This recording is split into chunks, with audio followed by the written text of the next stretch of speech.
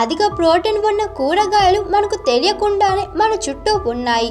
ఇవి ఆరోగ్యానికి మంచివే కాక ఆకలిని తగ్గించడంలో కూడా సహాయపడతాయి. రోజు వంటల్లో ఉపయోగించే కొన్ని కూరగాయల్లో మంచి ప్రోటీన్ ఉంటుంది. అవేంటో మన వీడియోలో తెలుసుకుందాం. పచ్చి బఠానీని తక్కువగా అంచనా వేయకండి. ఇవి తేలికగా దొరికే కూరగాయలు. వీటిలో ఫైబర్ ఎక్కువగా ఉంటుంది. ఇందులో విటమిన్లు ఉండడం వల్ల శక్తి కూడా వస్తుంది. ముఖ్యంగా ఇందులో ప్రోటీన్ ఎక్కువగా ఉంటుంది. ఇది ఆరోగ్యానికి ఎంతో మేలు చేస్తుంది. బచ్చల కూరను వండిన తర్వాత తీసుకుంటే శరీరానికి మరింత ప్రోటీన్ లభిస్తుంది. ఇందులో ఐరన్ ఉంటుంది. ఇది రక్తహీనత నివారించడంలో సహాయపడుతుంది. బచ్చల కూరలో ఉండే యాంటీ ఆక్సిడెంట్ వ్యాధి నిరోధక శక్తిని పెంచుతాయి. ఇది ఆరోగ్యానికి చాలా లాభం ఇస్తుంది. బ్రోకలి జీర్ణక్రియ మెరుగవడానికి సహాయపడుతుంది. శరీరంలోని అనవసర పదార్థాలను తొలగించడంలో ఇది ఉపయోగపడుతుంది.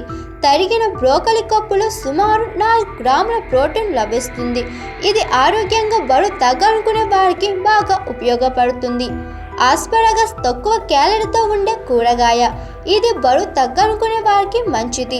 ఇందులో మంచి పోషకాలు ఉండడం వల్ల శక్తి లభిస్తుంది. ఇది శరీరానికి అవసరమైన ప్రోటీన్ను అందిస్తుంది. ఉడికించి తినడం చాలా మంచిది. క్యాబేజీ సులభంగా లభించే కూరగాయ. ఇందులో మంచి విటమిన్లు ఉంటాయి.